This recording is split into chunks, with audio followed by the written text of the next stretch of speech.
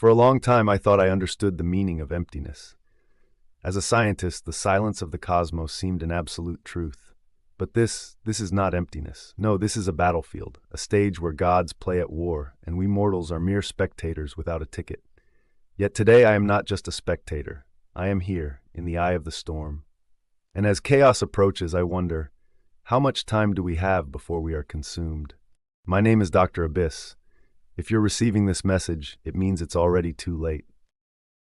As I detailed in my earlier reports, our mission to Mars awakened something colossal, something beyond comprehension. The only way we managed to survive was by boarding the ship of an ancient alien god, a being older than our very existence. Now we find ourselves caught in the midst of a war between these entities, a war that perhaps we ourselves may have unleashed. We were gathered in the command room of Osiris's ship, a flying temple of technology so advanced it seemed to defy even my most audacious theories. The walls pulsed with a constant, almost living energy. It was as if the ship itself were conscious. Then the alert came, a low sound from a system designed never to fail. Enemy contact detected, approaching. I looked at Osiris. He remained unmoved, like a statue sculpted to intimidate. That face, that gaze which seemed to carry the weight of countless battles fought, didn't flinch for even a second. "They're here," he said, his voice so deep it seemed to shape the very air around him. I turned to the monitors and saw the swarm, small black ships illuminated by golden runes, each one a hybrid of machine and biology. I recognized it immediately, servants of Anubis. And there it was, the first great truth of this battle. It wasn't just technology we were facing. It was biotechnology, something that defied logic and flirted with the impossible. Beings designed to die in the name of their creator. This was Anubis's signature, absolute sacrifice.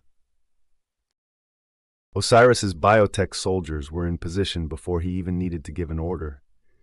I watched as their bodies, a fusion of flesh and metal, moved with flawless precision, their weapons integrated as natural extensions. Beside me, General Gray observed in silence, his experienced soldier's demeanor betraying only a trace of tension. I had studied technology all my life, but nothing had prepared me to see soldiers like these. They didn't breathe fear, they were pure efficiency, biotechnology in its most advanced form, yet even they were finite, mortal, and what was heading our way was something far greater. The ship trembled as an energy blast from the swarm hit our shields.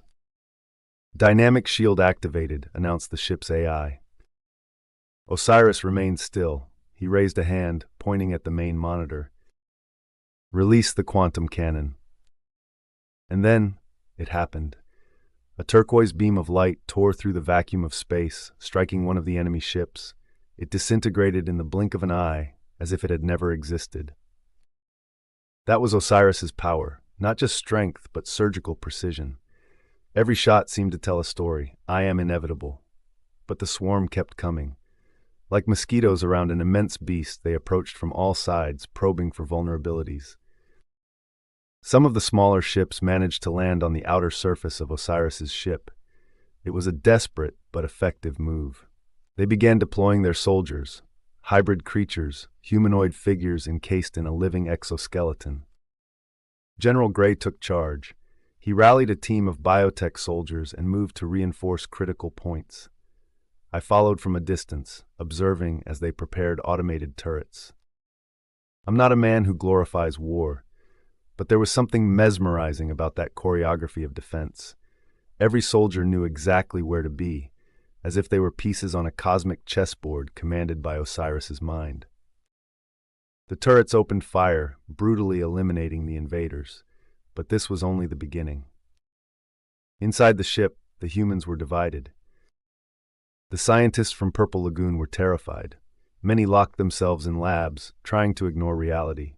The members of Red Dragon and Gigantia, on the other hand, watched the battle with a mix of fascination and fear. One of Red Dragon's leaders whispered to me, "Do you realize what this means? If Osiris can do this to Anubis's servants, imagine what he could do to us. He's more dangerous than the enemy." I didn't reply, but his words unsettled me. He was right. Humans always seek an enemy. Even in a battle like this, where our survival depended on Osiris, they already saw him as a threat. And maybe they weren't wrong. Amid the chaos, Osiris remained calm.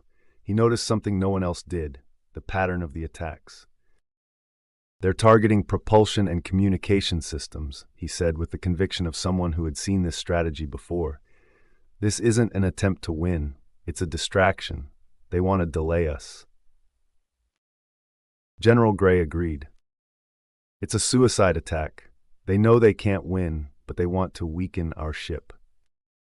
Then Osiris gave his final order. "Release the Devastator Ray." I didn't know what to expect, but what I saw was something I'll never forget. A beam of energy so intense it seemed to bend light itself around it. It struck the remaining swarm, disintegrating everything in seconds. And so, silence returned. The battle had ended, but the air was still thick with the weight of what was to come. The silence that followed was something I would never forget. The roar of combat had faded, but the echo of everything we had witnessed lingered, reverberating in my bones, in my mind. I looked around, observing Osiris' ship, still pulsing with the residual energy of the war. The vastness of that ship, once a thing of awe, now seemed like a monument to destruction. But there was more. Something I couldn't ignore. Something in me had changed. The scientists, both human and foreign, gathered in small groups, speaking in hushed tones, their expressions reflecting the tension that had dominated the environment. I could see fear, distrust etched on many faces. Red Dragon, the organization especially, seemed uneasy.